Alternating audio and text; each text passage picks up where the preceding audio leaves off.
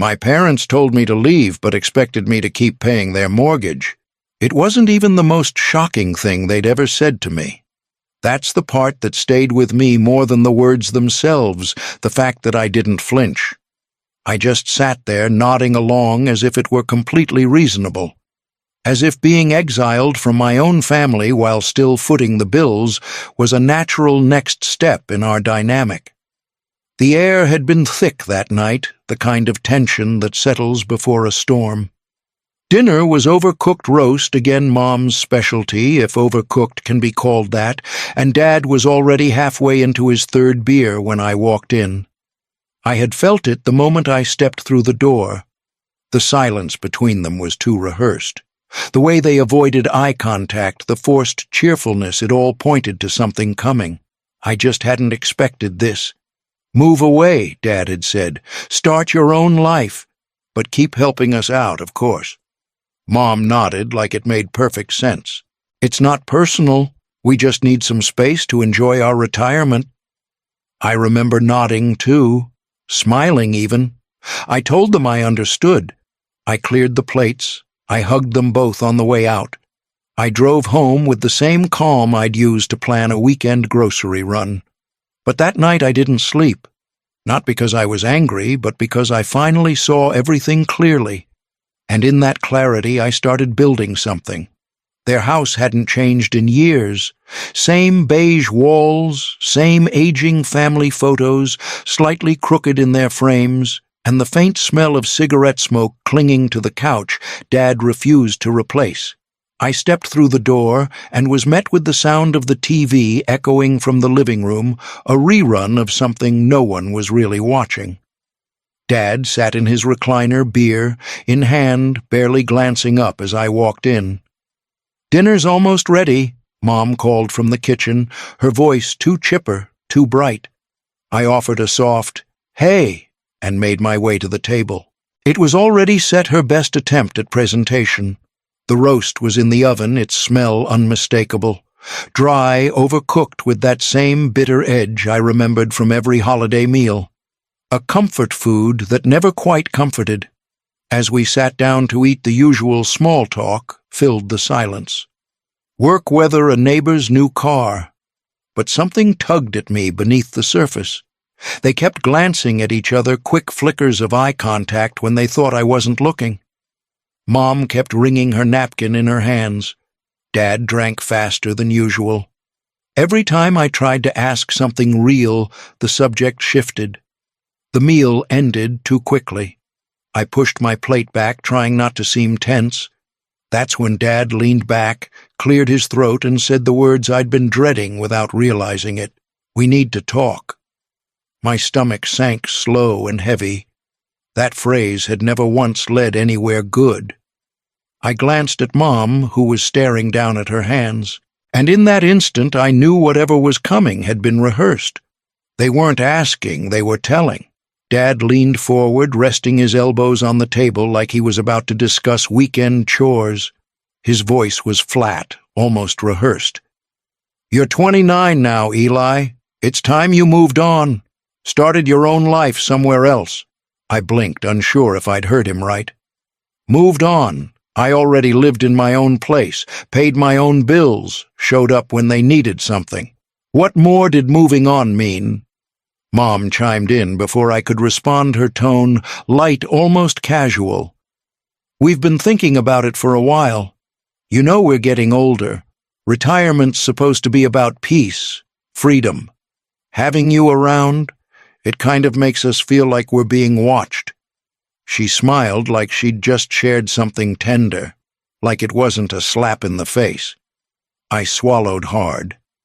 "So you want me to stop visiting?" "No, not exactly," Dad said quickly. "Just maybe move somewhere new. Out of town. Give us all some breathing room." Then, without missing a beat, he added, "Of course, we'll still need your help with the mortgage. The bills. You know how tight things are on a fixed income."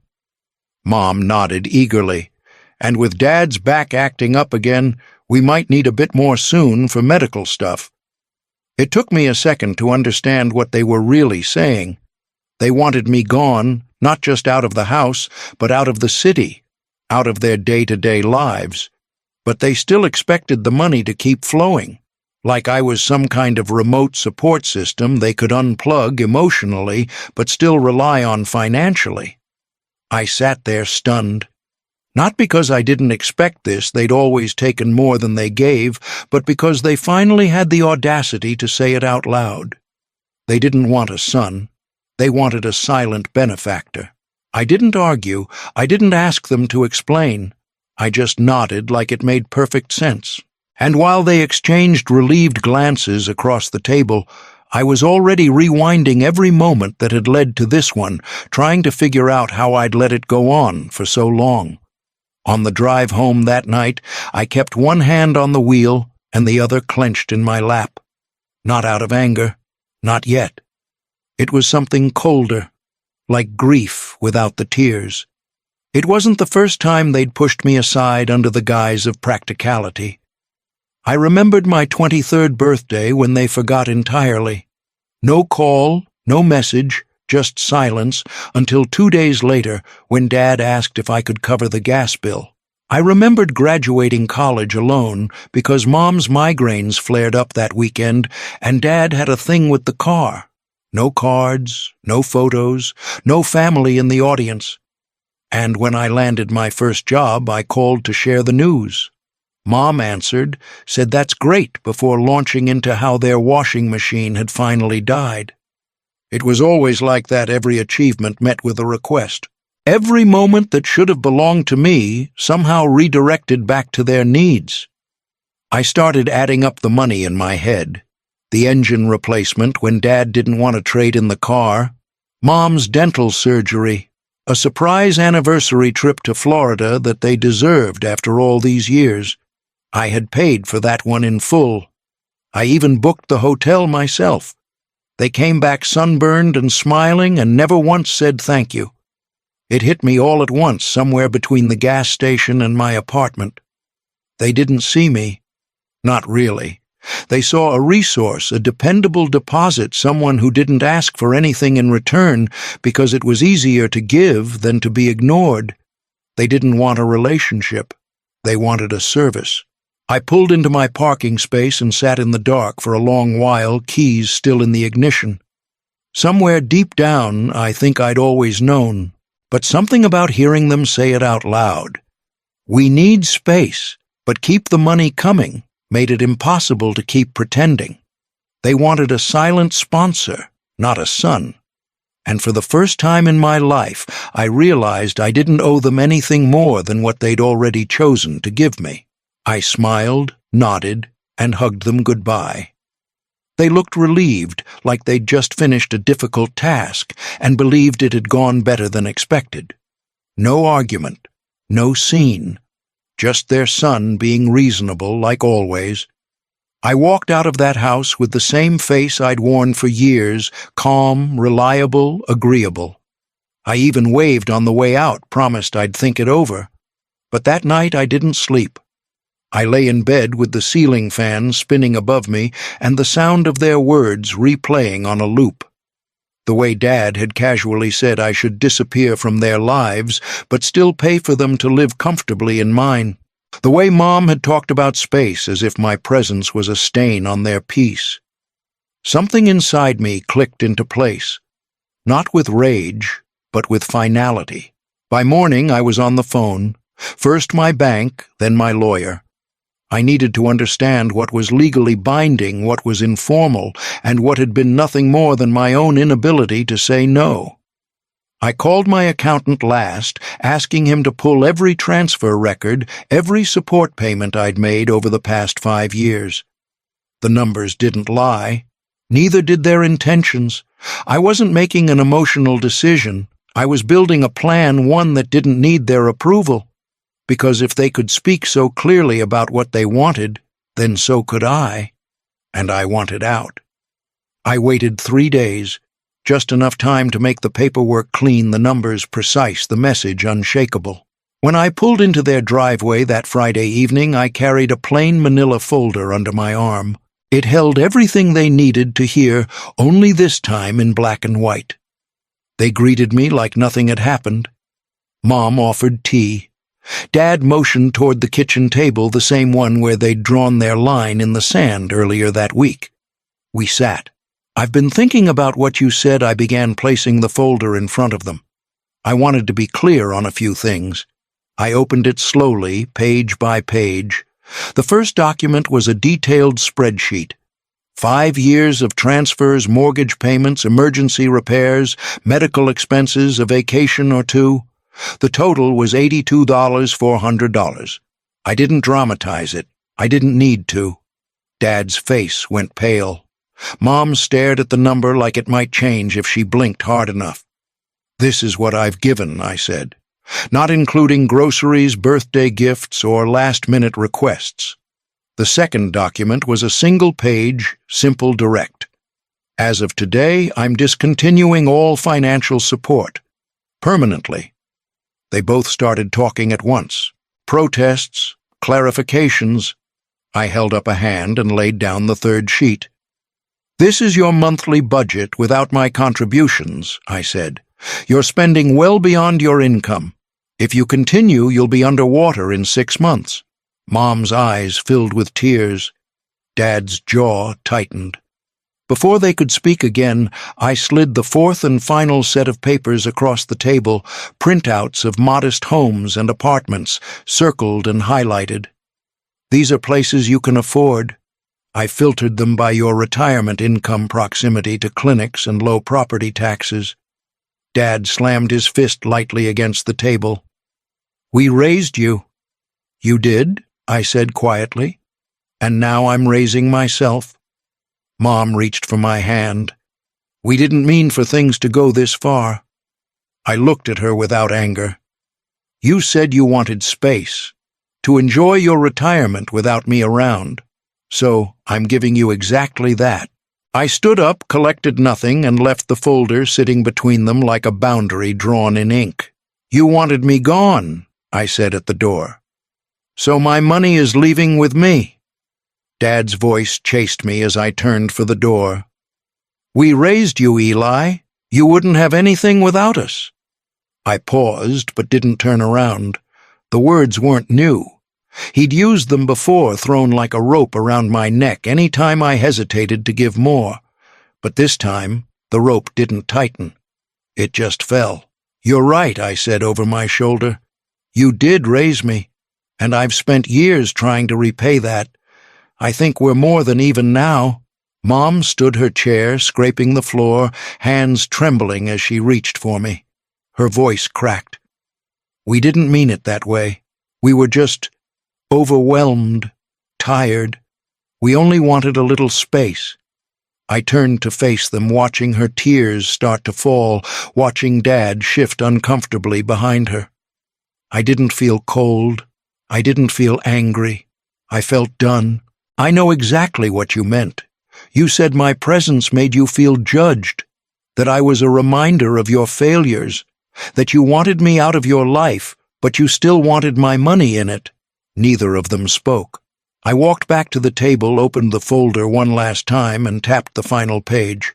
"I've already put in my notice at work. I'm moving to Denver next month. 8 hours away. That should give you all the space you need." Mom covered her mouth with her hand, like the words were too heavy to catch. "I'll keep in touch," I added. "But not financially." That part's over. Dad looked like he wanted to say something else, but whatever fight he had left in him didn't make it past his lips. I nodded, once, stepped outside and closed the door behind me. I didn't slam it, didn't rush to the car, just walked, slow, steady, finished. And for the first time in years, I didn't feel like I owed anyone an explanation. Denver felt like clean air after a long storm. The kind of quiet that settles in your chest and stays there. I moved into a modest apartment on the south side, nothing fancy, but it was mine in a way no space had ever been before. No reminders of old debt, no photos I didn't put up, no voices asking for more. The job came quickly, better salary, better hours. A team that actually valued my input. For the first time in years, I was saving instead of transferring. I tracked every paycheck like it was a promise to myself, one I finally intended to keep. My parents called often at first. Too often. They never said what they really wanted. They asked how I was settling in, how the weather was, whether I'd made any friends. Then the conversations turned slow, subtle, practiced. "We've been thinking of getting the roof redone," Dad said one afternoon, his voice casual. "But you know how contractors' prices keep going up. Your mom's been having trouble sleeping," he added another time. "Might be time to see a specialist. Insurance doesn't cover it all." I knew those tones. I'd lived inside them long enough to recognize when a question wasn't a question, when concern was a mask for expectation. Each time I answered kindly. I redirected. I wished them luck with the weather or the doctor or the roof, and ended the call before the ask could land. I didn't owe them an argument. I didn't owe them more explanations. I had already said goodbye the moment I closed their door behind me. They didn't miss me. They missed what I used to provide. I'm not their retirement plan. And the longer I stayed in this new life, the more I understood just how much I'd given up trying to be what they never truly valued. It was my aunt who called my mother's older sister. We hadn't spoken in months, maybe longer. Her voice was soft, unsure, like she wasn't sure where to begin. "I heard about what's been going on," she said. "Your mom's been calling around. Said you left suddenly. Said you cut them off during a hard time." I let the silence sit for a second, not from spite, just to let her words settle the way they needed to. I didn't leave. Suddenly I said, "I left after they told me to, and I didn't cut them off. I stopped funding a lifestyle they demanded while pushing me out." I told her everything, the dinner, the request to move away, the folder with 5 years' worth of receipts, the quiet delivery of boundaries, not punishment. There was a long pause on the other end, then a soft exhale. "I believe you," she said. "Honestly, I'm not surprised. They've always lived above their means. Even before you started helping, they were borrowing from cousins, pushing off bills, pretending things were fine." She sounded tired. Not angry, just disappointed. It struck me then I hadn't been saving them from hardship. I'd been sustaining the illusion that nothing needed to change. My money hadn't been helping. It had been hiding the truth from them, from everyone, maybe even from myself. "They're in a tough spot now," my aunt added. "But maybe it's one they needed to be in." I nodded, even though she couldn't see it. For the first time, someone else saw it clearly, too. And with that clarity, the guilt I didn't realize I'd been carrying started to fall away. He showed up without calling. 8 hours of driving just to appear at my doorstep, eyes hollow and shoulders drawn up, like he was carrying something he couldn't set down. I didn't say much as I let him in. He looked around the apartment, taking in the quiet space, the unfamiliar walls. It was clear he didn't know where to start. I came to apologize. He said eventually, hands folded in front of him like a schoolboy. Your mother and I didn't handle things the right way." I waited. I'd learned that silence often told me more than words. "We've had to sell the house," he continued. "She's working part-time. It's been difficult." Then came the pivot. He softened his tone, tried to lace it with warmth. "We just want to make things right. Maybe if you could help with a few things while we get back on our feet, just until we're steady again." It wasn't a surprise. Even his apology had an invoice. I didn't raise my voice. I didn't tell him everything he'd done wrong. I just stood, walked to the bookshelf, and pulled down a copy of the financial planning guide that helped me rebuild. "This helped me," I said, handing it to him. "I thought it might help you too." He took it staring down like it weighed more than it should. He'd come for money. He left with a manual. And when the door closed behind him, it finally felt like it could stay that way. 6 months have passed since the last visit, since the last ask, since I handed my father that book and closed the door. The quiet in my life isn't empty, it's clean. I go to work, cook meals for one walk through parks without checking my phone for guilt-laced voicemails. Some nights are lonelier than others, but I've learned there's a difference between solitude and abandonment. One you choose, the other you survive. I still think about them sometimes, but it's the version of them I wanted to believe in, the parents who celebrated milestones, who offered comfort, who saw me as more than a number on a bank statement. That version never really existed, not for long. What I miss is the idea, not the reality. There's no anger in me anymore, not even sadness, really.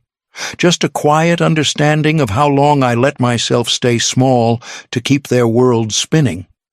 They pushed me out so they could breathe easier. What they didn't realize was that they gave me room to breathe too. I've started to build something new from that space. Boundaries that aren't made of resentment, but of clarity. Peace that doesn't require their approval. A life that finally belongs to me. They taught me how to walk away by pushing me out first. And now I wonder, not with bitterness, but with honesty. What would you have done if your own parents treated you like a bank account is cutting off toxic family, selfish, or necessary? How much do you owe the people who raised you if they never really knew you?